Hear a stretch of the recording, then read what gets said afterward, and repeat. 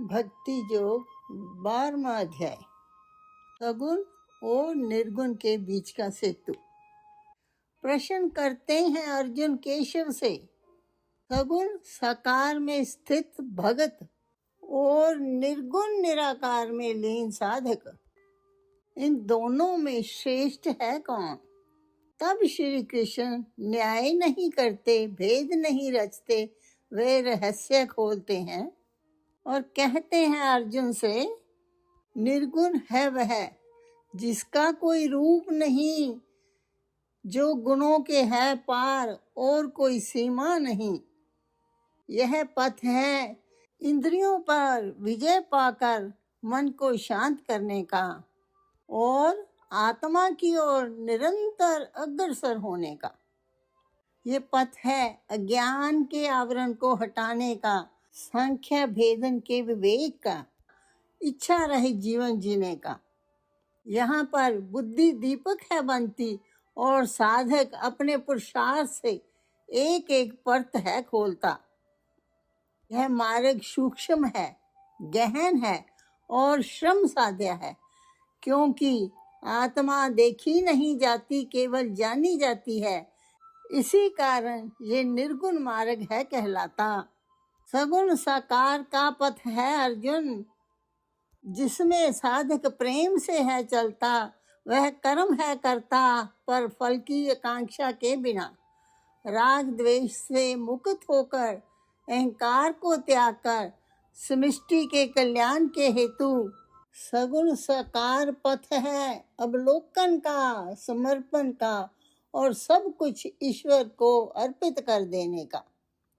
यहाँ पर गुरु है सहारा, मूर्ति है आधार और भक्ति श्वास है बन जाती। साधक भगवान को शंख चक्र गदा पद्म सहित अपने साथ अनुभव है करता और उसी अनुभूति से उसका भय दूर हो जाता, प्रेम यहाँ नाव बन जाता।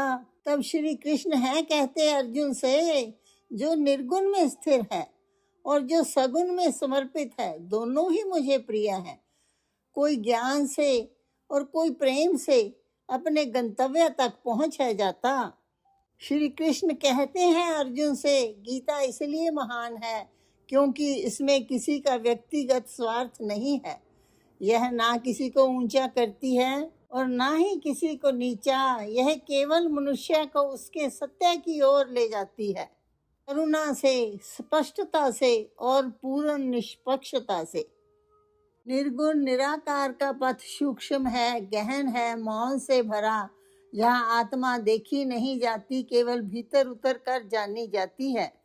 यहाँ पर श्रद्धा रूपी दीपक के प्रकाश से साधक आगे बढ़ जाता है, परंतु सगुण साकार का मार्ग प्रेम से भीगा हुआ। यहाँ भगत राग द्वेष से मुक्त होकर मुझ ईश्वर को कर लेता है धारण हृदय में। इसलिए हे अर्जुन, प्रेम से भरे उस भक्त को मैं शीघ्र ही पार उतार देता हूँ। सगुण साकार मार्ग है समर्पण का।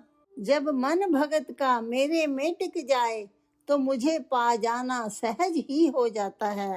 हे अर्जुन, यदि मन तेरा डगमगाए तो सत्संग का सहारा लो, और यदि सत्संग में भी चित्त न ठहरे तो मेरे लिए कर्म कर। यदि कर्म भी कठिन लगे तो चाहना कर्म के फल की छोड़ दो। कर लेता स्वीकार उस भक्त को जो करता निष्काम कर्म है। किया हुआ कर्म अज्ञान से यदि सत्संग से जुड़ जाए तो कल्याणकारी बन जाता है, परंतु मेरे स्वरूप को समझकर किया गया कर्म सबसे ही श्रेष्ठ होता है। कर्म के भाव का त्याग मन को शांत कर देता है।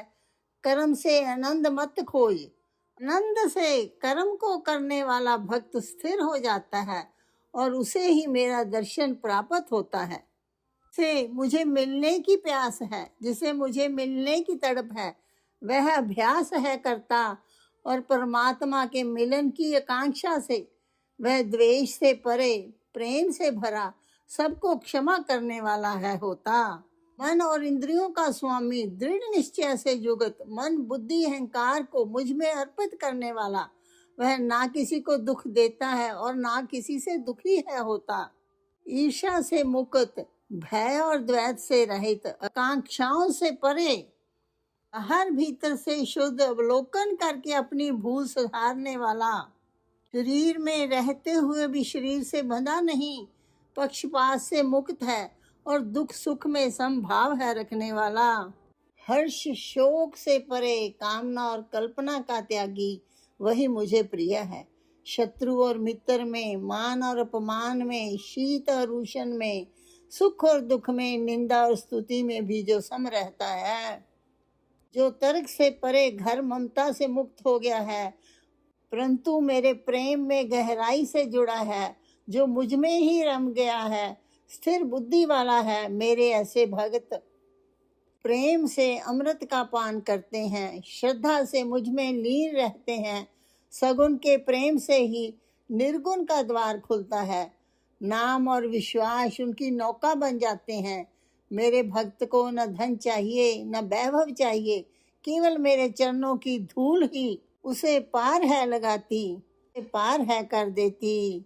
इस प्रकार श्री कृष्ण अर्जुन को सगुण और निर्गुण के बने हुए सेतु को पूरे विस्तार से समझा है देते।